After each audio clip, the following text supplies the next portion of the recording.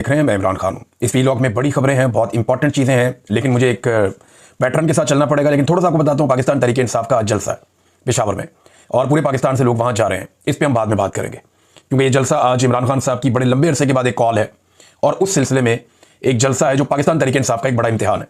बाद में बात करते हैं, लेकिन शहबाज शरीफ साहब ने अक़वाम मुत्तहिदा में खिताब किया है।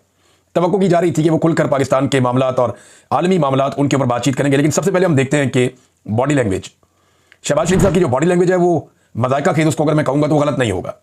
यानी ऐसा लगता था कि जिस जगह पे बॉडी लैंग्वेज को अग्रेसिव करना है उस जगह पे वो थोड़ा लेट हो जाते थे, किसी जगह पे बिला वजह अग्रेसिव हो जाते थे। मैं अपने मुल्क को तरक्की दूंगा, आगे बढ़ाऊंगा, इस तरह की बातें करते हुए मुक्के मारना शुरू कर दिए टेबल के ऊपर। भाई आप अपने मुल्क के अंदर क्या करते हैं, आलमी रहनुमाओं का इससे क्या लेना देना। अक़वाम मुत्तहिदा एक फोरम है ऐसा जहां पे आप इंटरनेशनल मामलात के ऊपर बात करते हैं, खारजी मामलात के ऊपर बात करते हैं, या ऐसे इशूज जो सारी दुनिया के लिए आप उनको करते हैं। तो शहबाज शरीफ साहब की एक तो बॉडी लैंग्वेज और बाकायदा इनको तैयारी करवाई जाती है, मैं बहुत पहले से जानता हूँ। मैं एक ऐसी टीम को और उनके लोगों को जानता हूँ जो शहबाज शरीफ साहब को तकरीर की तैयारी करवाते थे। अच्छा, मैं एक ऐसी और टीम को भी जानता हूँ जो मरियम नवाज को भी ये तैयारी करवाते थे, और जब नवाज शरीफ ने फैसला किया कि मरियम नवाज को मैंने सियासत में लाना है तो वो रायविंड जाते थे और जाकर तैयारी करवाते थे। फिर उनमें से कुछ लोगों को नवाज शरीफ साहब ने बाद में नवाजा भी। तो शहबाज शरीफ साहब की तो बाकायदा ट्रेनिंग करवाई जाती है कि ये वाली बात करते हुए मुक्का बना लेना है, ये वाली बात करते हुए मार देना है, ये वाली बात करते हुए हाथ को ऐसे हिलाना है। तो बच्चों की तरह इनकी जो है वो बॉडी लैंग्वेज तैयार की जाती है, लेकिन बड़ी मसनूई बॉडी लैंग्वेज लग रही थी शहबाज शरीफ साहब की। चले, ये तो चलता है ना, हर आदमी की बोलने की सलाहियत या उसकी जो बॉडी लैंग्वेज है वो एक जैसी नहीं होती। कुछ लोग जो है वो जब जालीपन का शिकार होते हैं ना, तो वो बात कर कुछ रहे होते हैं, उनकी बॉडी कुछ और कह रही होती है। ये होता है लोगों के साथ। लेकिन जब आप एग्जैक्टली वही कह रहे होते हैं जो आपके अंदर होता है, तो फिर आपको ये प्रॉब्लम नहीं होता।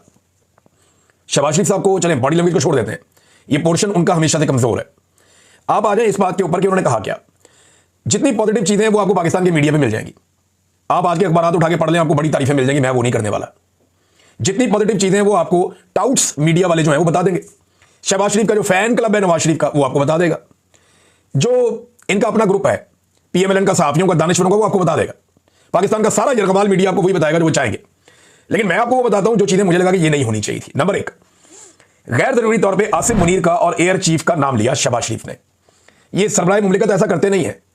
जो वहां पे सहाफी हैं, जो गैर जानिबदार हैं, वो सर पकड़ के बैठ गए थे कि ये क्या ब्लंडर मारा, ये क्या हरकत की है। यानी मुल्कों के जो सरबराहान होते हैं वो कभी भी अपने मातहतों के ऐसे नाम नहीं लेते जाके वहां पे। यानी बूट पॉलिश की एक आदत और शौक इतना बढ़ गया कि अक़वाम मुत्तहिदा जैसे बड़े फोरम के ऊपर खड़े होकर भी शहबाज शरीफ साहब को अपना असल काम भूला नहीं।